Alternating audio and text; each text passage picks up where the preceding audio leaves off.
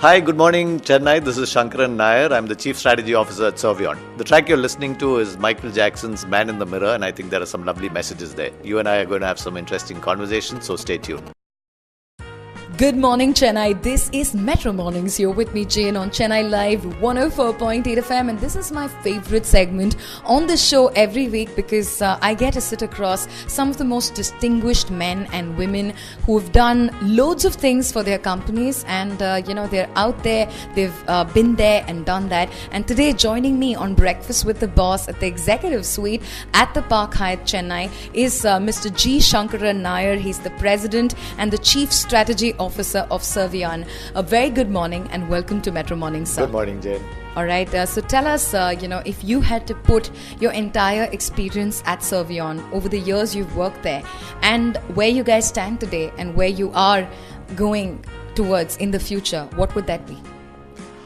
Okay, let me start with when I joined. I joined the company about 11 years back. Not about, exactly 11 years ago today. So there's some kind of a milestone there. And let me quickly tell the audience who's listening what Servion does, which is very important for everyone to understand what I'm going to say next.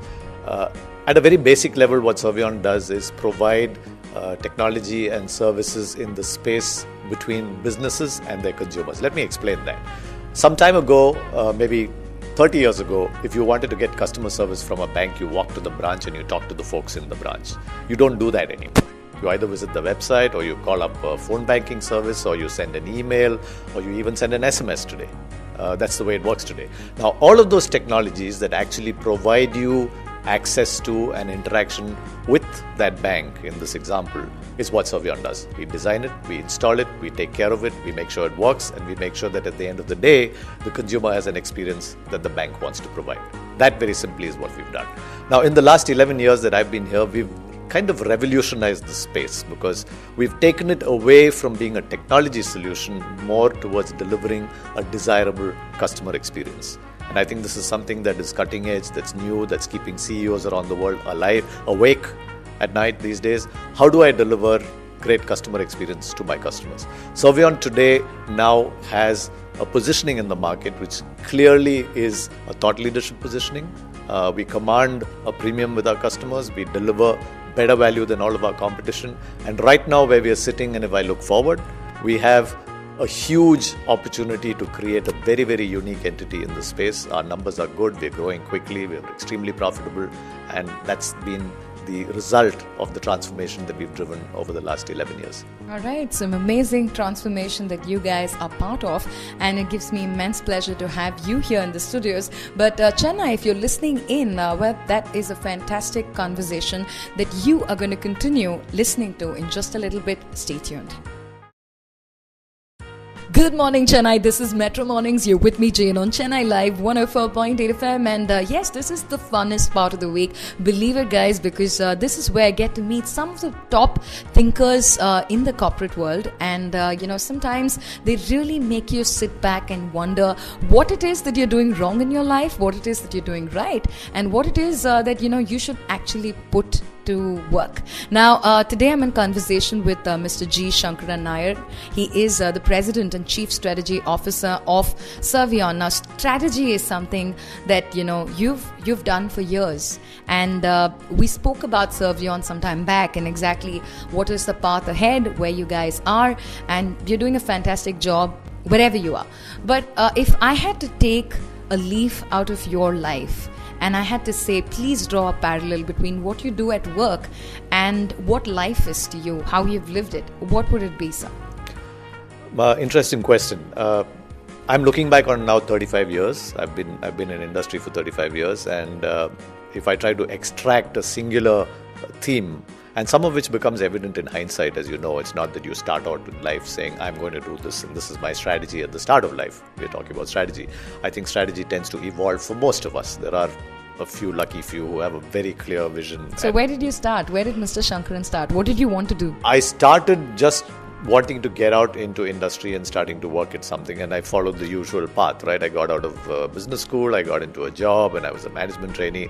And I think there were two pieces of, now that I look back, as I said in hindsight, there were two parts to me that today stand out for me. One was the fact that I was kind of driven. even amongst the management trainees in the first year in the company that I joined way back then. What gives you drive? I just enjoy being in the thick of things. I'm a doer by nature. I have a strong bias for action, so I want to continuously be doing things, and I believe I bring a fair amount of thought as well, which is what has brought me to the strategy position. So that was on one facet, that desire to get my hands around things and to keep doing stuff. And the other thing that one has led to the other, and it's difficult to separate the two, is the fact that I've continuously learned, and I continue to learn in the 35 years that I've been in the working environment. Continue to learn outside the working environment as well. And that has again happened because I've constantly been thrown from different domains to different domains, or I have thrown myself from different domains to different domains. I've worked in FMCG, I've worked in consumer durables, I've worked in the internet space, I've worked around the world, I've worked in more countries that, actually doing stuff. So what is the common thread that kind of runs through all of this? So much, the drive, and then as a management trainee, you pushed forward so much, so many sectors you've explored. What is the common thread that runs through all this? What's the common strategy? Hunger, if I might call it that. And it's not the conventional hunger. It's not the conventional hunger of money or position. I like to think that I don't worry too much about those things. I acknowledge that I'm in a position where I don't have to worry too much about those things, which is important to acknowledge. That's not the same when you start your career. Those things change over time. But the hunger to constantly want to be at the front of what's going on, to be pushing the boundary, to be changing things. To not accept status quo, to challenge the status quo. I talked a little bit about 5 minutes back about the transformation we've driven in Servion.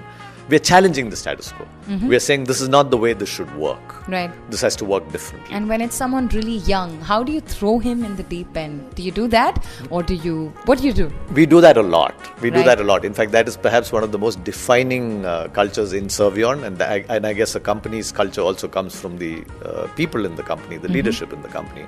And one of the things that we've always done, and we have so many interesting stories. I meet guys who've been in the system longer than I have, who tell me stories about showing up in Scotland to do a project requirement documentation and walking into a room full of 22 Britishers and wondering, how did I get here? What do I do next? I don't know what questions to ask. And those are powerful stories of how the company was built. We constantly challenge. So what happened to that guy? He walked into that room. He had no idea what he had to do. You sent him, and a lot of Indian companies seem to have have a knack of doing this. Push you to the deep end and let you figure it out. What did he do? Yeah. What he did was the first thing he did was he opened the door, popped his head in, and quickly closed the door and stood outside in the corridor thinking, okay, what do I do next? And I hope he's listening.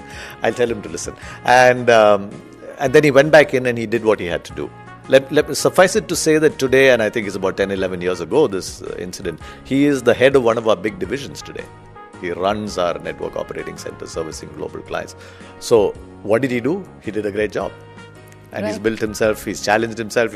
He himself has been transferred, moved out of the country, moved back into the country. He's a very... So would you agree when I say that, if you have to be great at your job, it's not about the job you're given, but about the job you make it to be? Yes, I would agree with that. And there are so many little anecdotes around this as well about, the guys who were... I don't know if you know this, but there's a story about a guy walking down the street and he sees 3 people laying bricks. Mm-hmm. So he stops and asks the first guy and he says, what are you doing? He says, can't you see I'm laying bricks? So he walks down the street and he asks the second guy who's doing the same thing and says, what are you doing? He says, can't you see I'm building a wall? And then he walks down the street and asks the third guy who's doing the same thing, what are you doing? And he says, I'm building a temple. So it's what you bring to the job, what the job is to you, what is the passion you bring to the job, what is the vision you have for the job, right?